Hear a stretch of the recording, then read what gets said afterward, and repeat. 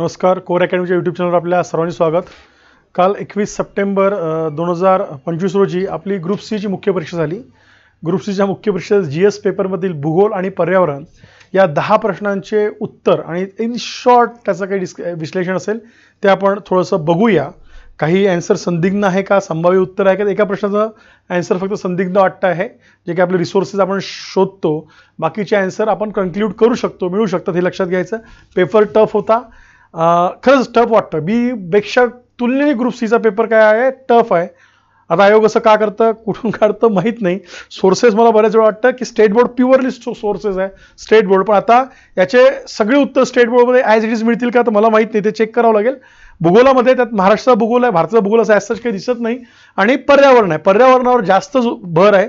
पर्यावरणाचे प्रश्न राज्यसेवेच्या तुलनेची आहे, हे पण आपण लक्षात घेऊया. जर मी भूगोल आणि पर्यावरण या 10 प्रश्नाबद्दल बोलतोय, त्याचं मी तुम्हाला जस्ट एक निरीक्षण सांगितलं. हे 10 प्रश्नांथ्रू आपण जाऊया. याची संभाव्य उत्तरं सोपी आहे, काही थोडीशी पर्यावरणाची आपण एवढ्या डीपमध्ये गेलो नसतो, त्यामुळे ते थोडीशी किचकट वाटू शकतात. त्याच्यामुळं पण माझं म्हणणं आहे, ग्रुप बीचा पेपर आपण आता बघितला 21 याचा 24चा आणि सीचा तुलनेने सीचा GS हा टफच आहे. प्री पण टफ होती आणि हा पण, तर याची उत्तर आपण थोडीशी समजून घेऊया. ओके, तर हा पहिला प्रश्न आहे, खालील महाराष्ट्रातील नदी खोऱ्यांचा उत्तरेकडून दक्षिणेकडे क्रम. तर तुम्हाला सर्वांना माहिती आहे उत्तरेकडे सगळ्यात तापी आहे. मग उत्तरेकडे तापी म्हणजे सगळ्यात पहिला काय पाहिजे, क. तापीवाला एकच पर्याय आहे, तर हेच आन्सर असेल. आम्हाला तसंही माहिती आहे, बरोबर. पश्चिम वाहिनी आमची तापी नदी. त्याच्यानंतर जर इथं कुठं आलं तर बट ऑब्वियस भीमेची उपनदी ती काय प्रवरा, ती त्याच्या खाली येते. त्याच्यानंतर आलं तर कुठली येईल तुमची गोदावरीची उपनदी प्रवरा. त्याच्यानंतर कुठली येईल आमची भीमा आणि त्याच्यानंतर कुठली येते कृष्णा. असा आमचा हा क ड बरोबर आहे. ब हे त्याचं उत्तर आहे. फार सोपं आहे, हे सगळ्यांना खोरं माहिती आहे. दुसऱ्या प्रश्नाकडे जाऊया. दुसरा प्रश्न विचारलाय बघा, हा कन्फ्युजन प्रश्न वाटू शकतो. महाराष्ट्रात कोणत्या प्रकारचे हवामान आढळते, कोणत्या शब्द आहे, कोणते नाही. म्हणजे मी इथं लॉजिक काय लावलं, तुम्ही कन्फ्यूज होऊ शकता.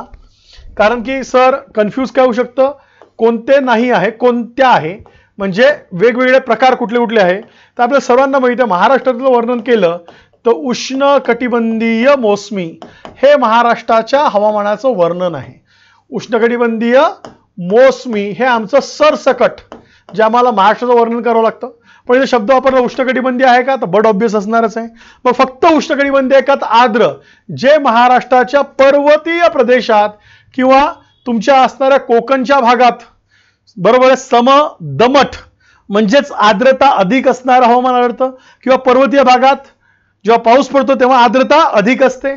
त्यानंतर कोरडं जो आमचा पठारी भाग आहे, इथनं उष्ण व कोरडे हवामान आमचे असते. त्याच्यामुळे कोरडे आर्द्र उष्णकटिबंधीय कोणत्या प्रकारचे, तर वरील सर्व प्रकारचे हवामान महाराष्ट्रात आढळते.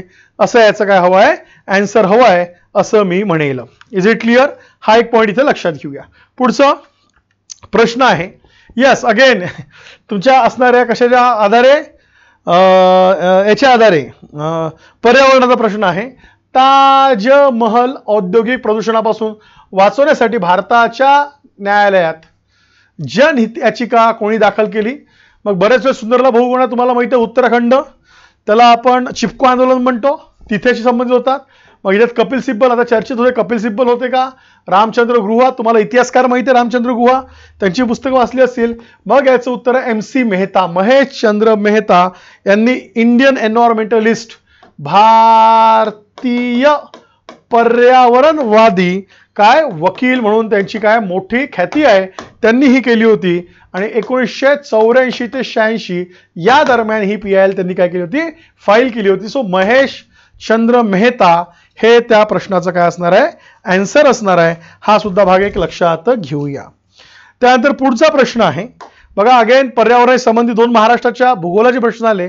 आता दुसरा अगेन पर्यावरणाचा प्रश्न, कोणत्या राज्याने भारतातील संयुक्त वन व्यवस्थापन पहिला ठराव मंजूर केला, जॉईंट त्याला म्हटलेलं आहे रिझोल्युशन, कशाचं, फॉरेस्ट मॅनेजमेंटच्या संदर्भात. त्यात पश्चिम बंगाल, ओडिसा, कर्नाटक, हिमाचल, पण दिस इज अगेन ओडिसा हे त्याच्यात आहे.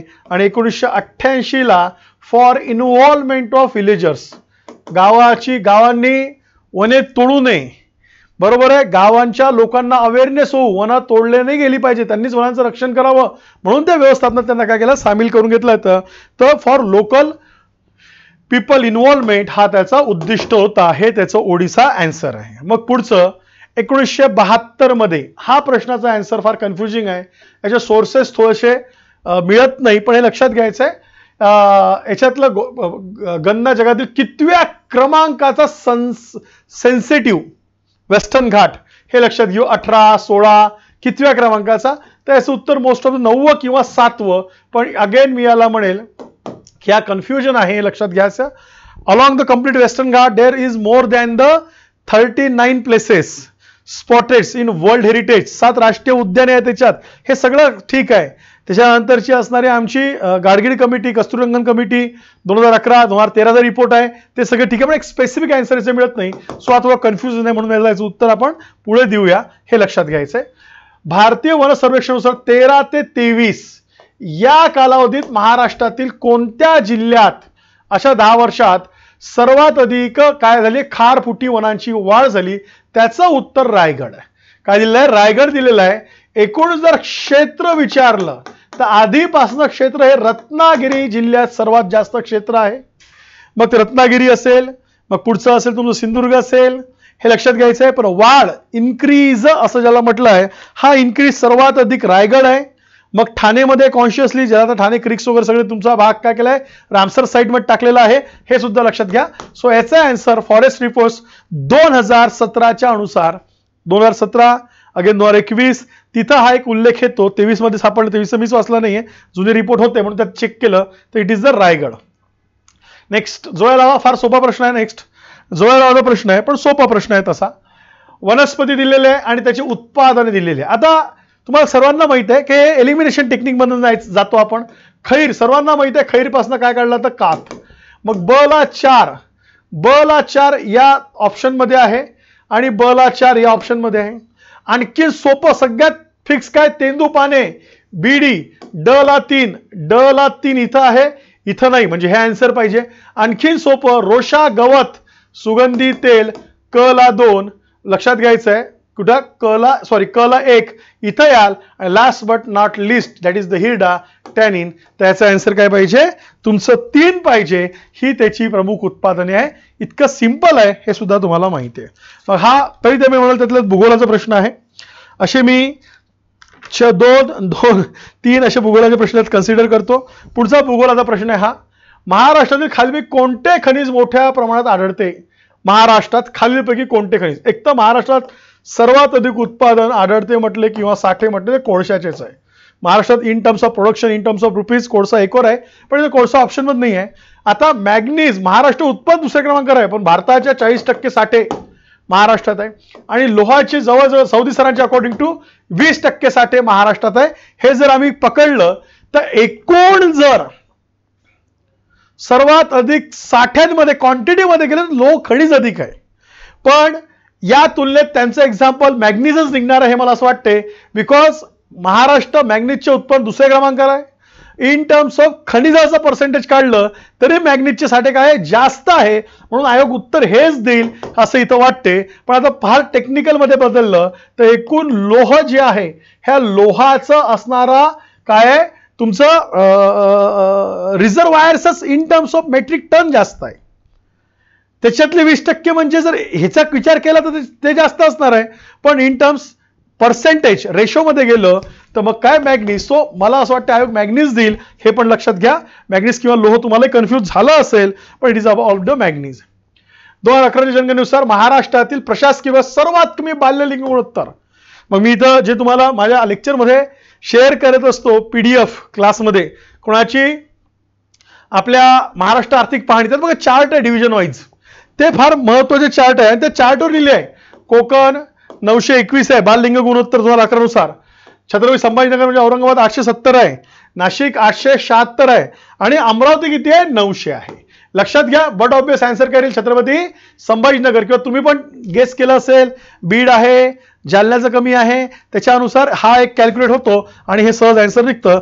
असे 4 किंवा 5 प्रश्न तुमच्या भूगोलातले. आणि शेवटचा होता अगेन इट इज द पर्यावरण, असं मी म्हणेल. हा शेवटचा पर्यावरणाचा प्रश्न होता, सोपा आहे. क्योटो प्रोटोकॉल अंतर्गत विकसित देशामध्ये कोणत्या घटकांमध्ये तो कमी करण्यासाठी देशांतर्गत मोठे बदल करण्यात आले लक्षात घ्यायचं. जसं हरित वायू उत्सर्जन, ग्रीन हाऊस गॅसेस, लक्षात घरगुती कचरा, झाडे तोडण्यास, रासायनिक शेती, असं नाहीये. क्योटो प्रोटोकॉल स्पेसिफिक विचारलाय जो 1997चा क्योटो प्रोटोकॉल जो भारताचा सिग्नेटरी मेंबर आहे, जो 2015 पर्यंत त्याला म्हणणार होते, तुम्ही काय म्हणणार होते, मिलेनियम डेव्हलपमेंट गोल्स. आता जे 2015 पॅरिस करार 2030 पर्यंत सस्टेनेबल डेव्हलपमेंट गोल्स आहे, त्याचा तो याचा आधीचा भाग, तिथं स्पेसिफिकली हा एक उल्लेख होता. तर असे मी म्हणेल त्यात 10 प्रश्न, किती प्रश्न, 10 प्रश्न ग्रुप बी आणि सी चे होते, हे लक्षात घ्यायचं आहे. आपली लक्षवेध टेस्ट सिरीज आहे, लक्षात घ्या. द इन्फिनिटीच्या याच्यावर आहे ही, द इन्फिनिटीचं जे आपलं चॅनल आहे, द इन्फिनिटीचं टेलिग्राम आहे, द इन्फिनिटी अकॅडमी. तिथं लक्षवेध ग्रुप बी साठी 9 नोव्हेंबरची परीक्षा आहे, त्यासाठी आपली टेस्ट सिरीज आहे, ती टेस्ट सिरीज सुरू झालेली आहे. टेस्ट सिरीज विथ एक्सप्लेनेशन आहे, लक्षात 6 टेस्ट आहे, 299 399 अशी ऑनलाईन ऑफलाईनची फी आहे, हे लक्षात घ्यायचं आहे. आणि कंबाईन 2025-26 गट ऑनलाईन ऑफलाईनच्या बॅचेस सुद्धा द कोर अकॅडमीवर तुम्हाला अवेलेबल होईल, ॲपमध्ये होईल किंवा द इन्फिनिटी अकॅडमीच्या ॲपमध्ये होईल, हे पण लक्षात घ्या. सो लाईक शेअर सबस्क्राईब करायला विसरू नका. आपण परत भेटूया पुढच्या लेक्चरमधनं राज्यसेवेच्या पूर्वच्या दृष्टीने रिव्हिजनच्या संदर्भात जगाचा भूगोल मी पुढच्या लेक्चरमध्ये तुमच्याशी रिवाइज करून देईल. Thank you so much.